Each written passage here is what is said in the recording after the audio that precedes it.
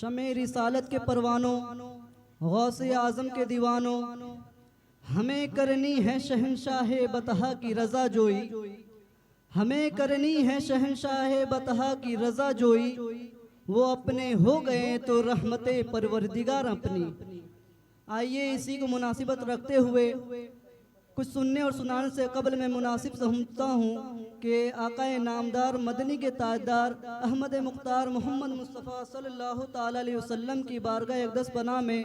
दुरूद व सलाम की डालियाँ निछावर करते हुए बुलंद आवाज़ से पढ़े अल्लाहुम्मा सल्ली अला सय्यदना व शफ़ीना हबीबना नबीना मौलाना मुहम्मद बारिक वसल्लम सल्लु अलैहि सलातो व सलाम अलैका या रसूलल्लाह या हबीबल्लाह सल्लल्लाहु ताला अलैहि वसल्लम। मुअज़्ज़ज़ सामिन कराम, अभी अभी मैंने कुरान मुक़द्दस का एक बहुत ही मशहूर आयत तिलावत करने का शर्फ हासिल किया, जिसमें अल्लाह तबारक व तआला इरशाद फरमाता है। अल्लाह तबारक व तआला ने दो अजीम शान हस्तियों का जिक्र फरमाया है। अल्लाह तबारक व तआला इरशाद फरमाता है व बिल वालिदैन एहसाना, यानी अपने वालिदैन के साथ हुस्न सुलूक का मामला करो,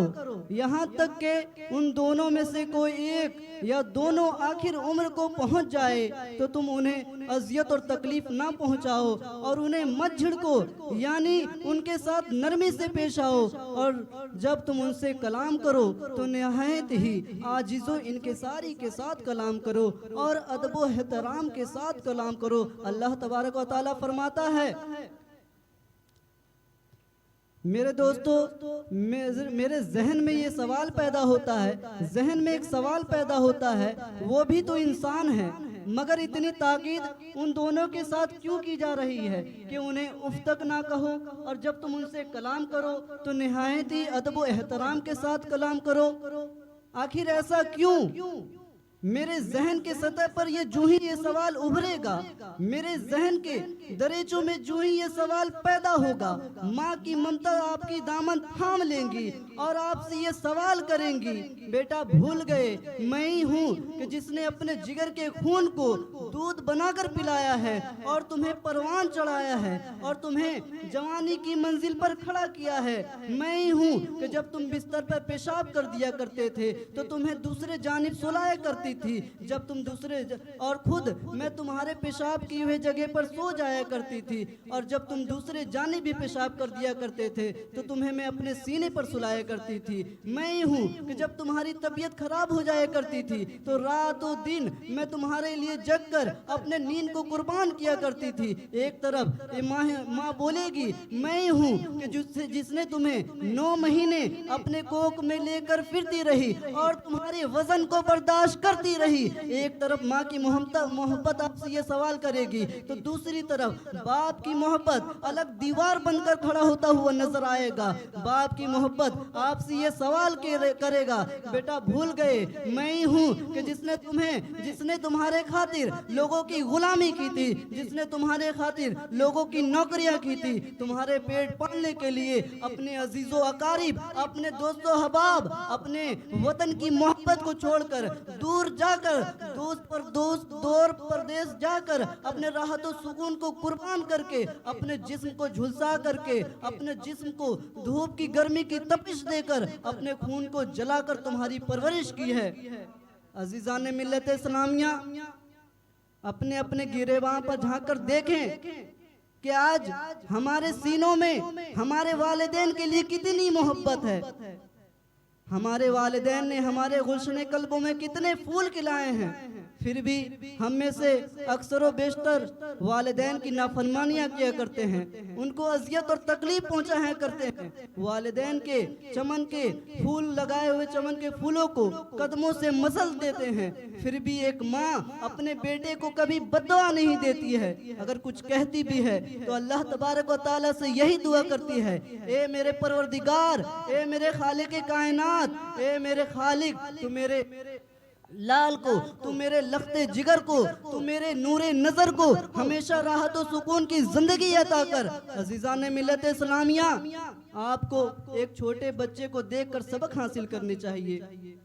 कि जब आप उम्दा लिबास पहनते हैं और पहनकर कहीं जाते हैं या कहीं से आते हैं और आपका बच्चा धूप में खेलता हुआ नजर आ जाता है और जो ही उसकी नजर आप पर पड़ती है बच्चा दौड़ता हुआ आपसे आकर लिपट जाता है, उस वक्त आप ये नहीं सोचते कि मेरे कपड़ों में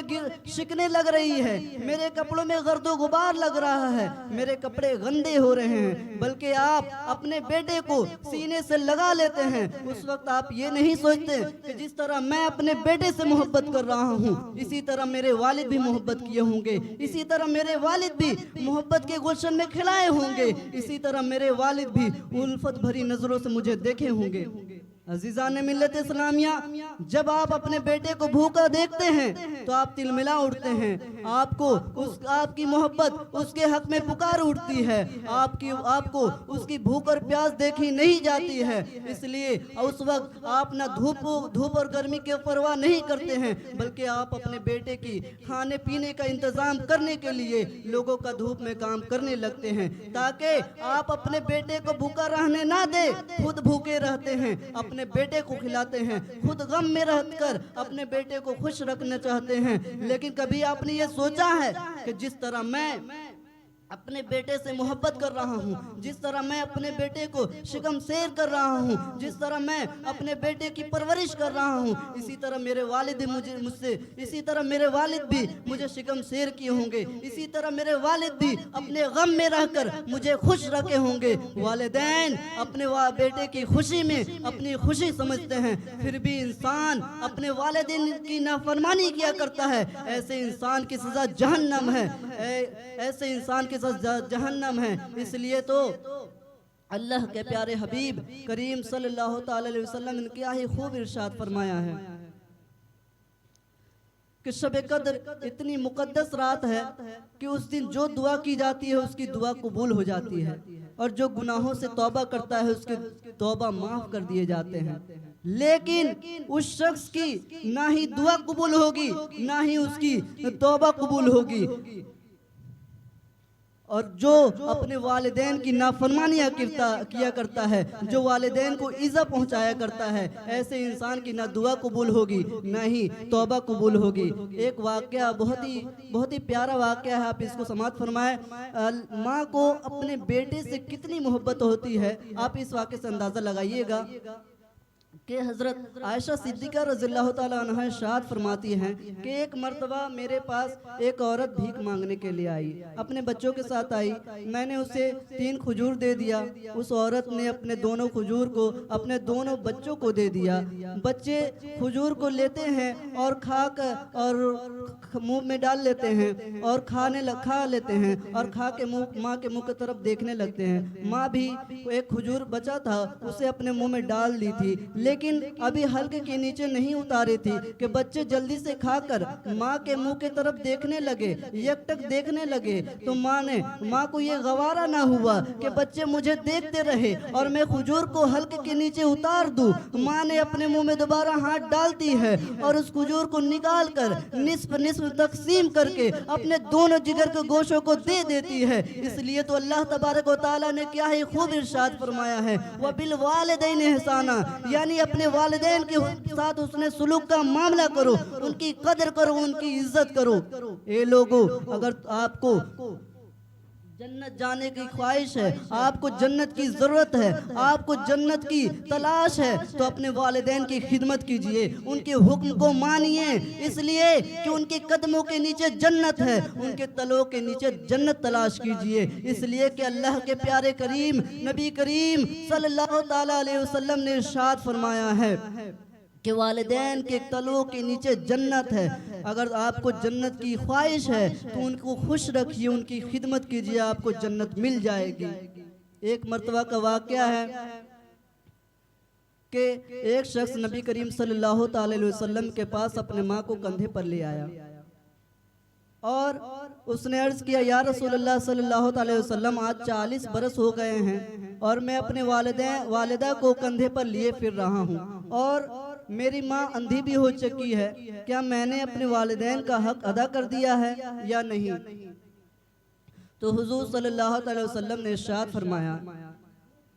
वालिदैन का हक अदा करना इंसान की ताकत से बाहर है। इसलिए कि जब माँ अपने बच्चे को पैदा करती है और पैदाइश के वक्त जो झटका लगता है, अभी तुमने उस झटके का भी हक अदा नहीं कर पाए हो। माँ, जब तुम्हारी माँ तुम्हें पैदा कर रही थी और पैदाइश के वक्त जो तकलीफ होती है, अभी उस तकलीफ का भी तुम हक अदा नहीं कर पाए हो।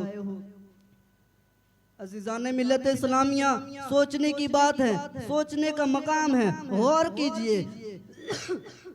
कि वो शख्स 40 साल अपने वालिदैन को कंधे पर लेकर फिरता रहा, फिर भी उसने अपने वालिदा का हक अदा नहीं कर पाया।